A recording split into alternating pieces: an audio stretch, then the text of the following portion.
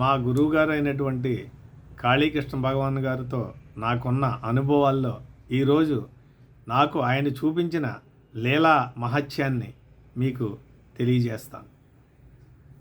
మేము గురువుగారి దగ్గర ఉన్నప్పుడు, ఆయన భౌతికంగా ఉన్నప్పుడు ఏదన్నా మాకు అవసరమైన పని ఉందంటే గురువుగారిని సలహా అడిగేవాళ్ళం, ఆ ప్రకారంగా ముందుకెళ్ళేవాళ్ళం. ఇప్పుడు నేను చెప్పే విషయం గురువుగారు భౌతిక శరీరాన్ని చాలించిన తరువాత జరిగిన లీలా మహత్యాన్ని మీకు తెలియజేస్తున్నాను. ఒక ఆయన నాకు ఒక గవర్నమెంట్ కాంట్రాక్టర్ తీసుకొచ్చి ఇచ్చాడు. అది ఏంటంటే కాలువ తవ్వడం. ఇక్కడ విద్యాశ్రమం నుంచి నిడదోలు వరకు ఒక కాలువ తవ్వి కాంట్రాక్ట్ని నాకు తీసుకొని వచ్చాడు. అది ఆయన తీసుకొని వచ్చిన తర్వాత యాక్చువల్గా నాకు ఆ కాంట్రాక్టుల గురించి నాకు అసలు ఏమీ తెలియదు. అక్కడ మా ఇంటి దగ్గరలో ఒక ఇంజనీర్ గారు ఉంటే, రిటైర్డ్ ఇంజనీర్ గారు, ఆయన్ని సలహా అడిగితే నేను ఉంటాను, నేను చేస్తాను, సర్వే అది నేను చేసి మీకు అన్నీ కరెక్ట్గా చేసి పెడతాను అన్నారండి. అంటే మా నాన్నగారు అన్నారు, మీరు ఉంటానంటే చేస్తానండి, వీడికైతే ఏం తెలీదు, మీరు ఓకే అంటే పెట్టుబడి పెడతామండి అని చెప్పారు. ఆ కాంట్రాక్ట్ ఇచ్చిన ఆయన నాకు ఏ ఉద్దేశంతో నాకు ఇచ్చారో నాకు తెలియదండి. ఇచ్చారు. దాని తర్వాత ఆయన ఇంజనీర్ గారిని తీసుకెళ్ళి సర్వే అది చేసి ఎన్ని లారీలు పడతాయి, ప్రొక్కలేని ఎన్ని కావాలి, జనం ఎంతమంది ఉండాలి, ఇవన్నీ కొలతలు అన్ని లెక్కలు వేసారండి. దానికి ఒక 10,000 దాకా ఖర్చు అయిందండి. ఖర్చు అయిన తర్వాత మన్నాడు ఒకరోజు మన్నాడు అగ్రిమెంట్ చేయాలి.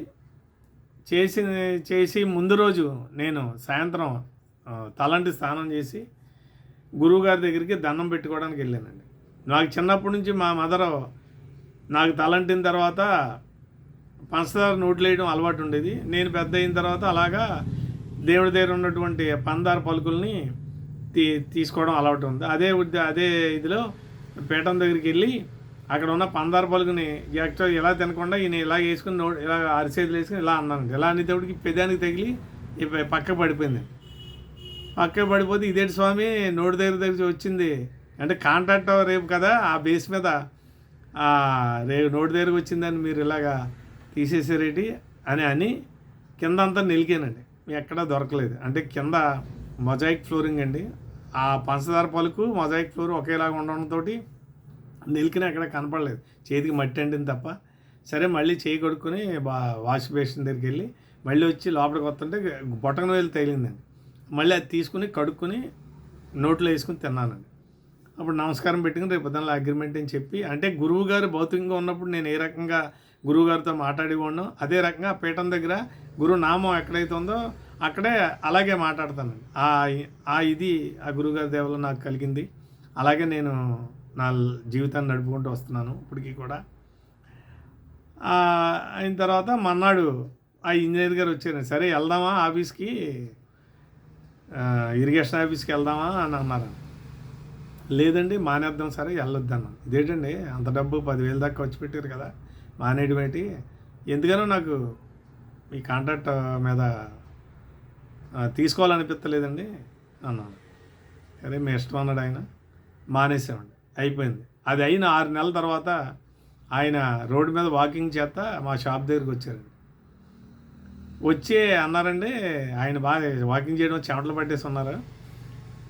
నీ వెనకాల ఎవరో అతీతమైన శక్తి ఉందా నీకు అని అన్నానండి. ఆయన అతీతమైన శక్తి కాళీకృష్ణ భగవాన్ గారు, మా జగన్మాత సీతామలక్ష్మి తల్లి అండి, గురూజీ మాతాజీయే, ఇంకంతకన్నా అతీతం శక్తి లేదు, వారే అతీత శక్తి. ఇప్పుడు మీరు మానేసిన తర్వాత ఇంకో అతను తీసుకున్నానండి, ఆ కాంట్రాక్ట్ తీసుకుని సర్వనాశనం అయిపోయాడండి. అంటే యాక్చువల్గా చెప్పాలంటే పాపర్ అయిపోయాడండి. రోడ్డు మీదకి వెళ్ళిపోయింది. ఉన్న ఆస్తి అంతా అమ్మేసుకున్నాడు. బిల్లులు రాలేదు, అసలు ఏమీ రాలేదు దానికి. అలాగా ఇదైపోయాడు. ఒకవేళ మీరు కానీ తీసుకుని ఉంటే మీరు కూడా అదే పరిస్థితిలోను, ఎంత గండం నుంచి ఇతను గట్టెక్కాడు అని మీకు ఆ విషయం చెప్దామని మీ దగ్గరికి వచ్చేయండి. అదే మా గురువుగారే అందించారండి. అంటే గురువుగారు ఉండగా మేము భౌతికంగా ఉండగా అడిగేవాళ్ళం, భౌతికంగా లేకపోయినా ఆ పంచదార పలుకు అనేటువంటిది ఆ పంచదార పలుకు అనేటువంటిది నా నోటికి తగిలి మళ్ళీ వెళ్ళిపోతే నీ నోటికాడికి వచ్చింది పోద్దే అన్న భావన నాలో కలిగి ఈ కాంట్రాక్ట్ వద్దన్నాను.